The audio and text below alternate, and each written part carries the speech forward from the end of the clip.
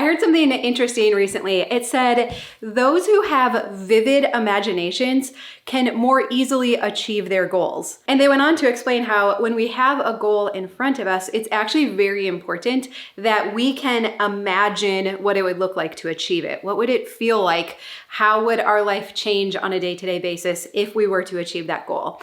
And so as I was thinking about this, I think this totally applies to decluttering and simplifying our homes. If we can imagine how good it would feel to live in a house that's always clean, that's not stressful, that actually is a peaceful retreat from the rest of the world. We can do crazy busy, right? Like we're pretty strong people. Like you've come to know that about yourself. But we need a safe, peaceful place to come home to recharge and reset and reevaluate what's going on. So as we prepare to head into another new year, can you imagine in your mind what it would feel like to have a house that is easy? And sometimes it's helpful if we draw on experiences from like vacation homes or that feeling you get when you walk into a hotel room and nothing is out of place. It's just, it's so good, right? It's like our soul just sighs and it feels so good. It feels right. It feels like this is how I'm meant to live. So today I'm going to share some really important tips for getting your home decluttered in the new year. Many of these I have not actually talked about before. They are new for this upcoming new year, and they can radically change your life, change your house. And by this time next year, I fully believe that your house could be completely decluttered. Well, hi, I'm Dawn from The Minimal Mom, and we've lived as minimalists for 9 years now. So the first two things I want to talk about are urgency and making good decisions, because often it's us second guessing ourselves that keeps us from making the progress in our home. So number one for the new year, I think there's a new sense of urgency around getting our homes decluttered. Anxiety is more common than not right now. When I see the polls on Instagram and feeling stressed and behind, it used to be maybe it was just in, the holidays and all the craziness going on. Now it's year round. We used to think, oh, when my kids are a little older, or I get a different job, or this happens or that. Have you noticed? We just go from one anxious season to the next. So at some point, something has to change. And so my hope is that as we head into the new year, you feel a renewed sense of urgency around getting your house decluttered, because we can't keep living this way anymore. And what I would propose to you is that you and your mental health is so much more important and more valuable than all of this stuff that we spent money on. You are way more important than the stuff. Your mental health, your peace of mind, and that of your kids as well. Because again, it used to be that the anxiety and stress was more isolated to us as the parents, the adults, right? But now we're seeing it in our kids too. And they can't live like that either. They need a peaceful place to come home to. So increased urgency around getting our house decluttered. We'll talk about a couple tactics that can help you declutter more quickly a little bit later in the video. Okay, so now here's another really easy way that you can make sure you achieve your goals in the new year. And that is to simply exchange your social media scrolling habit. Did you know the average American is spending over 2 hours a day on social media now? You switch it with self-optimizing, with learning, growing, and improving yourself. And so that's why I love Blinkist. I use Blinkist almost every day to improve myself. Now, I would recommend that you read the book Atomic Habits, but who has time to read a book right now, right? And so that's where Blinkist comes in. Blinkist is an app that takes over 6,500 nonfiction books and boils it down to the main points, or the blinks, and you can read or listen to them in about 15 minutes or less. And so here's why Atomic Habits works, because they teach you how to make habits that are actually rewarding and satisfying. So you pull up Blinkist, you go to Atomic Habits, and it's gonna give you all of the main points. So how about this? Being reminded that humans are motivated by the anticipation of reward. So making habits attractive will help you stick to them. And if you want to build a new habit, make that habit as easy to adopt as possible, but you're reminded of how you create these habits that stick and that will actually transform your life. And then once you get through Atomic Habits, then you start exploring other books in Blinkist. Some of my favorites are Eat That Frog, Essentialism, I Know How She Does That. These books are so powerful and truly life-changing. And so again, we just take a little time that we'd normally spend on social media, and instead we learn and grow. Here's what you're gonna find. Your confidence is gonna go up. You are going to start achieving your goals in the new year. And you're also gonna find that you're much more interesting interacting in conversation. Whenever you're interacting with people, you're gonna say like, oh, do you know what I just learned? Oh, do you know what I was reading recently? And you're gonna find conversation and interacting with others so enjoyable. And right now, get 40% off Blinkist annual premium and start your 7-day free trial by clicking on the link below or scanning the QR code. Okay, so we're getting our habits dialed in, we're learning and growing, and here's a few other ideas how to fully get your house decluttered in the new year.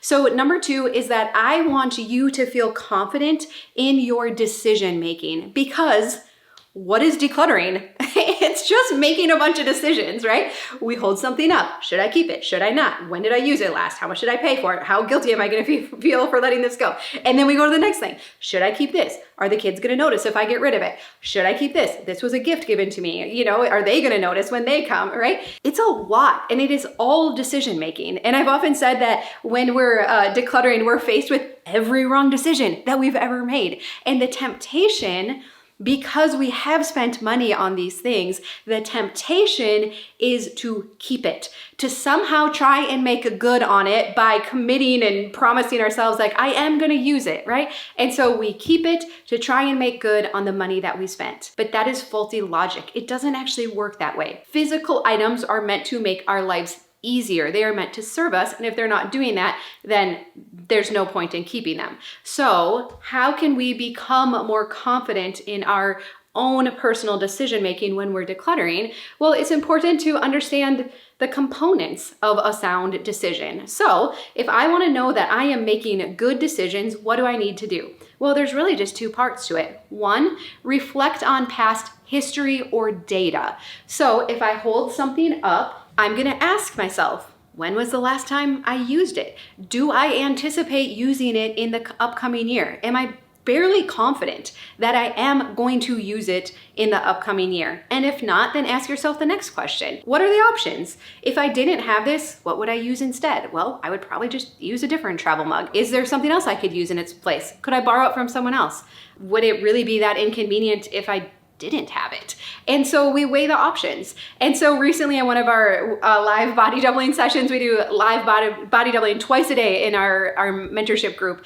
And a friend held up all the attachments that came with her vacuum cleaner. And she was like, what do I do with this, right?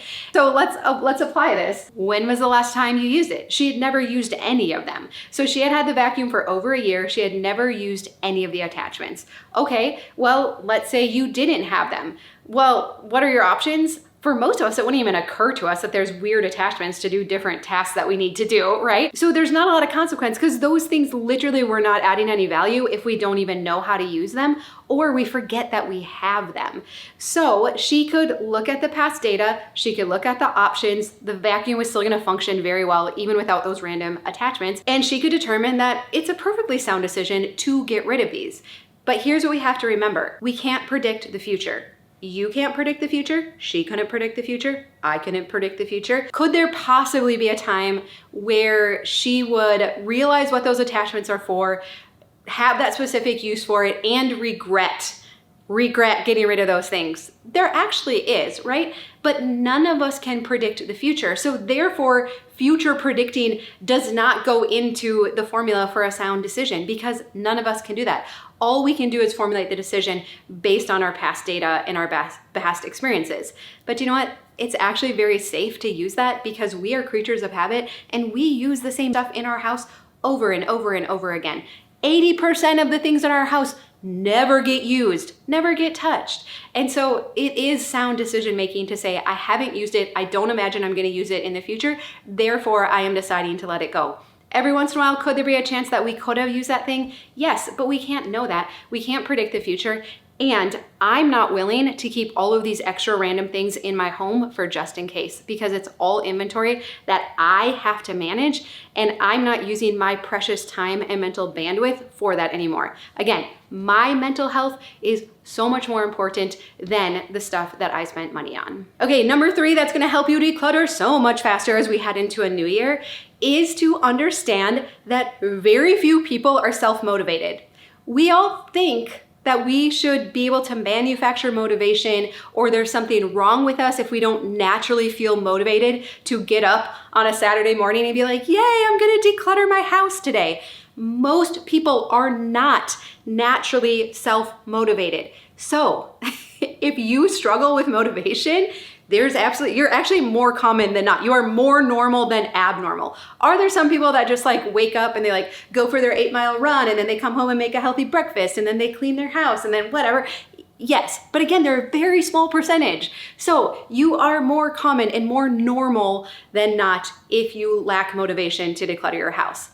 But what do we do then? And so something that we have been testing and refining and just come to rely on again in our mentorship group is body doubling. As humans, we are meant to be in community, to live in community, to work together in community.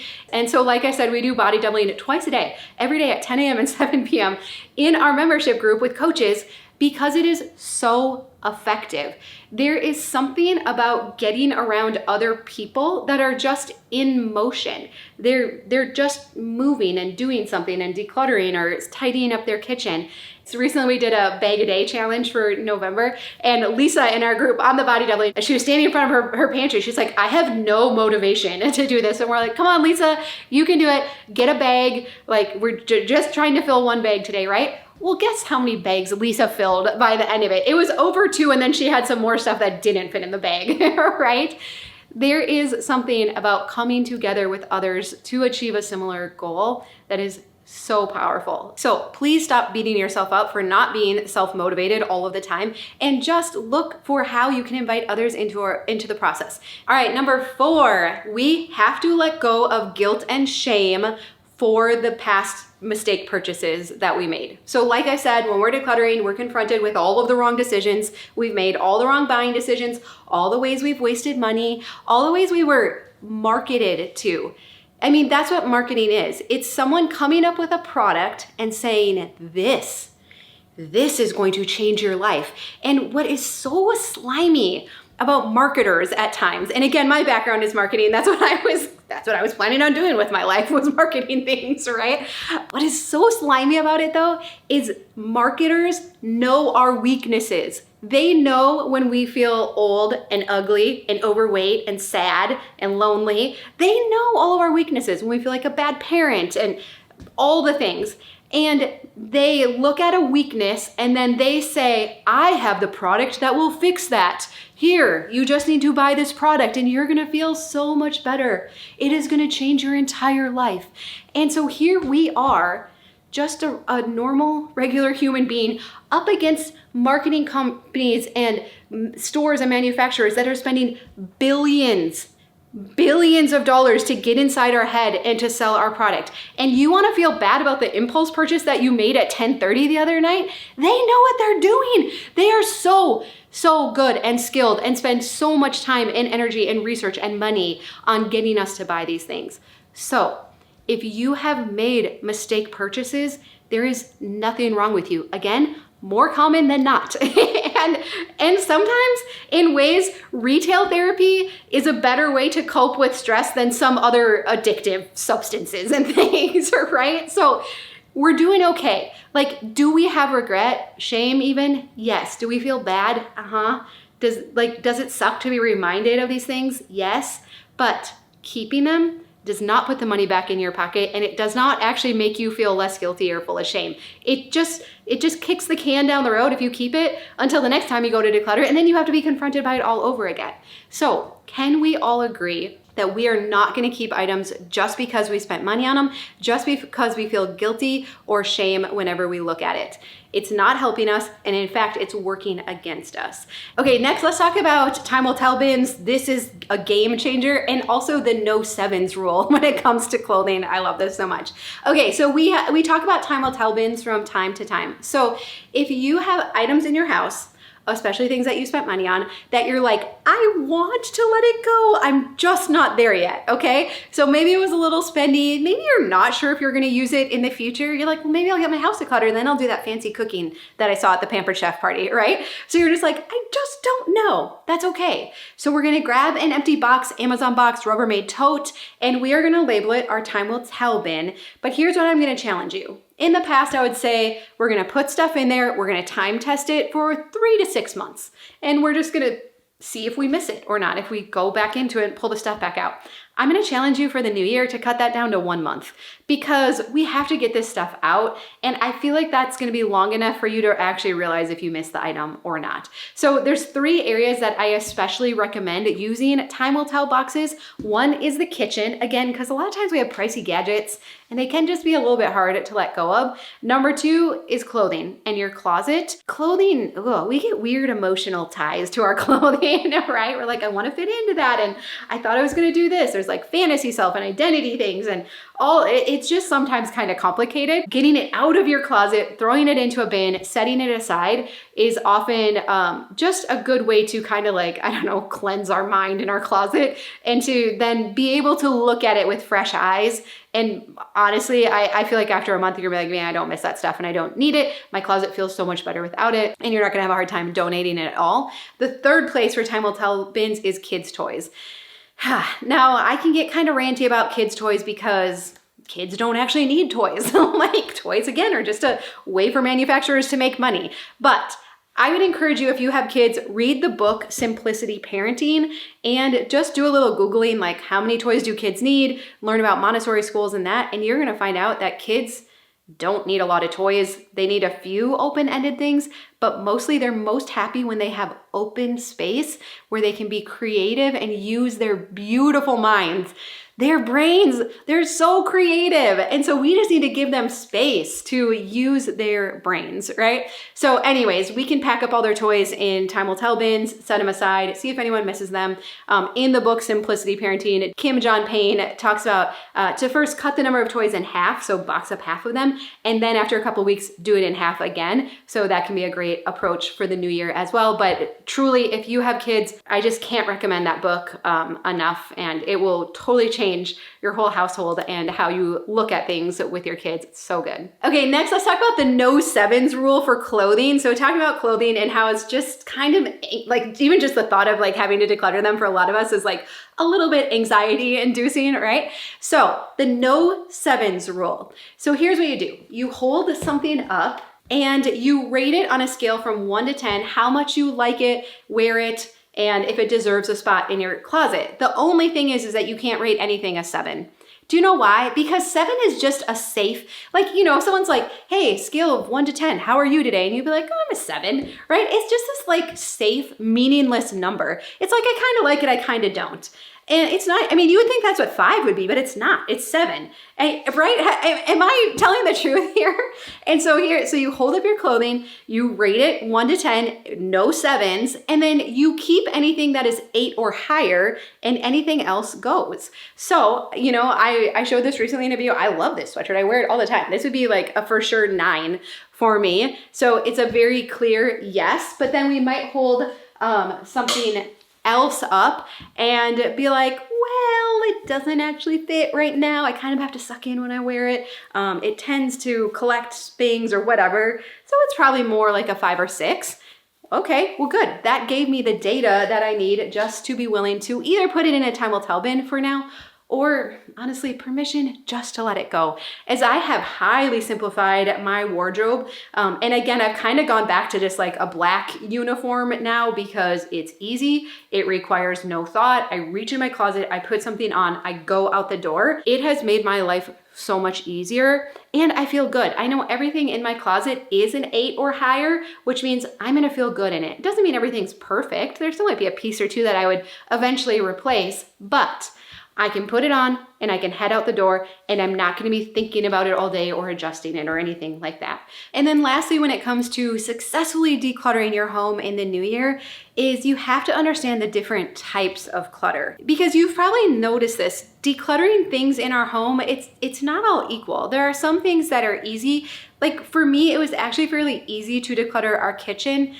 I don't actually like to cook. Most of the things were secondhand, and there weren't many things that I felt guilty letting it go of. Now for others, baking and cooking is very much a part of your DNA, maybe your upbringing. It's part of who you see yourself to be. So there can be identity clutter. I always bake a ton of stuff for the holidays, or I'm the go-to home for Thanksgiving. I love to set an elaborate table. So there are things that can be part of our identity, or fantasy self. So we could have cooking and baking stuff that is someone who I want to be, who I think I should be. We also see this a lot with books and different learning things with athletic stuff, sporting stuff, camping stuff, workout stuff, this idea of I wanted to be this person, or I think I should be this person. So sometimes if any category of things feel really hard to declutter, if we take a step back and we ask ourselves, does this represent any kind of identity or fantasy self-clutter? We can start to see it a little more clearly for what it is. And then when we start thinking about our components of sound decision-making, we can ask ourselves, like, well, when was the last time I used it? And do I think I will use it in the future? What would I do if I didn't have this stuff? And what really are my options with it right now? And so just being able to call it out as identity or fantasy self-clutter can be very helpful. One other category of clutter that I really want to encourage you to let go of is toxic clutter. So if there is anything in your home that makes you feel bad, it could be things from past people and relationships, things you spent a lot of money on and aren't using, anything that feels at all toxic. I really want you to invite those items to leave your house, because again, as we head into a new year, we are strong and resilient, but my goodness, we need to have a peaceful place to come home to. And what I've especially found as I have gotten my house decluttered, and why I think I'll often say, like, I have so much peace of mind. That's kind of an abstract thing, right? What do I mean by that? I mean, I feel like I can navigate the stuff in life that gets thrown at us, whether it's with our kids or other relationships, work stuff, just that stuff that comes up. So much of it we can't control. I feel like I can navigate it better. And I feel like as we have highly simplified our home, I have more clarity about what I can control and what I can't control. Because when our house is really messy and cluttered, it just feels like we have no control over anything, and everything's chaotic and everything's crazy, and there's no place to go to escape from it. But I feel like when I can come home to a clean, decluttered, simplified house, I just have a little more room to think, to contemplate, to figure out, like, what is the next best step? How should I respond to that text message or that email? I can let things go a little more easily. And so things don't seem like such a big deal. I do have more clarity over, do I actually have any control in this situation? Is there something I can do? Do I just need to let it pass? And so I think that is where a lot of the peace of mind has come from living a more minimalist lifestyle. And so it's easy to think that this stuff, that's just living in our house and filling up our closets and our basements and attics, that it's not that big of a deal.